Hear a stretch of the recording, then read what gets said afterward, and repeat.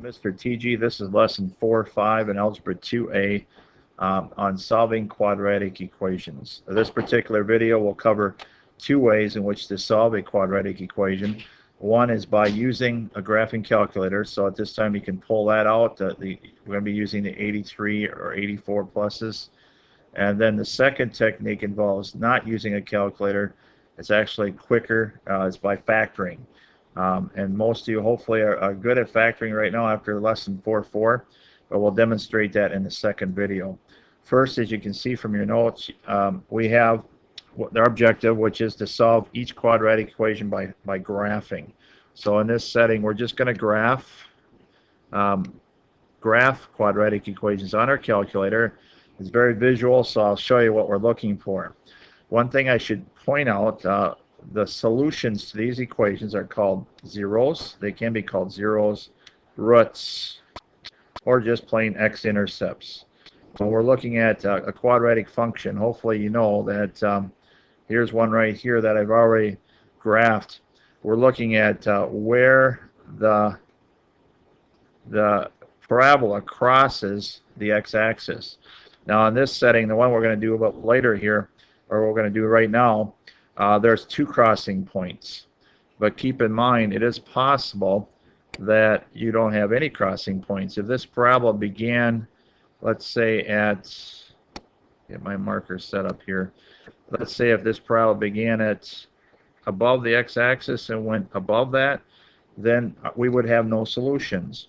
Or it's also possible, let's say if it started right on the x-axis and went down or up, it doesn't matter, you'd have one solution.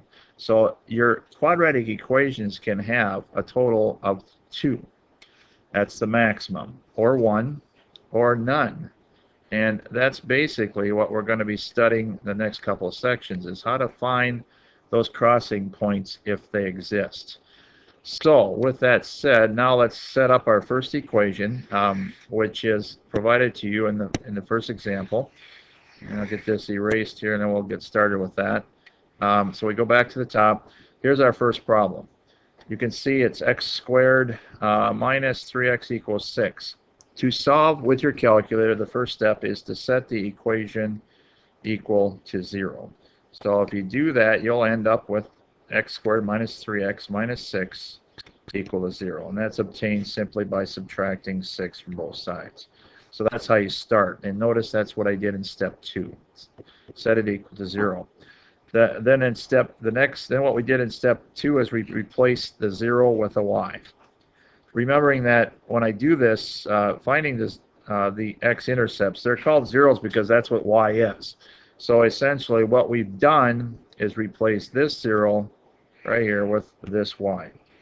Now, what I like to have you do is take your calculator and put this equation right here in your calculator in the y sub 1 and have it graph the parabola so that you see this parabolic shape that you see, this parabola graph. And then I'll demonstrate on the calculator how to get these points. These are our solutions. So I'm going to put it on pause. You take time and put it in your calculator. And when you come back, I'll have mine all set up and ready to go. Okay, welcome back. As you can see in front of you is our TI-84 Plus. A couple of things you should make sure you check before you start the graphing. Check your scatter plots. Make sure all those are turned off. And then check your windows. What I do with like parabolas, as I set it on the standard window setting, I go from a -10 to a +10 on both axes. And then I adjust my windows from there. That's usually a good starting point. Then what you need to do is basically enter your equation, x squared minus 3x minus 6. Now, before you actually graph it, you should have a visualization of this graph. Since a is +1, that's the number in front of your x squared, it's going to go up. The y-intercept is -6. It's crossing at -6. So enter that, you hit graph, and you can see the actual parabola form in front of you. Now again, we're looking for the intercepts. Don't forget, don't lose sight of what we're trying to accomplish. These intercepts are what we're trying to find. Here's how you can find those. You take your calculator, hit second calc, And then again, these can be called roots. I know the 82s, the TI-82s call them roots, zeros, or x-intercepts. We're going to call them zeros. And then what it's going to prompt you to do is surround each of the intercepts. So it says left bound. So you want to go to your left. We're going to find the left one on the left zero here. We're going to go to the left of it, then enter. Then go to the right of it and enter, and then enter through guess, and it gives you the zero, one of the zeros, negative 1.37. And we'll write that down. So write that in your notes, negative 1.37. Notice y is 0.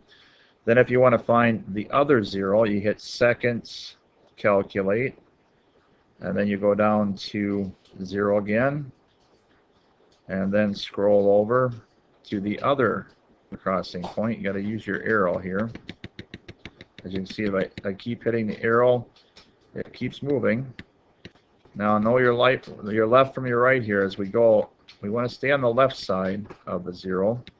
Get as close as you can on the left side, then enter. And then on the right side, enter, and then enter through that, and you'll see the other zero, which is 4.37. As you can see, 4.37 is your zero. The y value here is not 0, but that's scientific notation, negative 1 times 10 to the negative 12th power. That's the calculator's way of saying it's 0. It's about as close as you can get to 0 as possible. So that's basically how you find the zero. So what would you put down for an answer for this particular problem? You would write down our solutions for x are approximately, so we better use this symbol, negative 1.37 or 4.37. That would be a close enough estimate of these crossing points. So that's how you find it, by graphing. I think that's the only problem we'll do.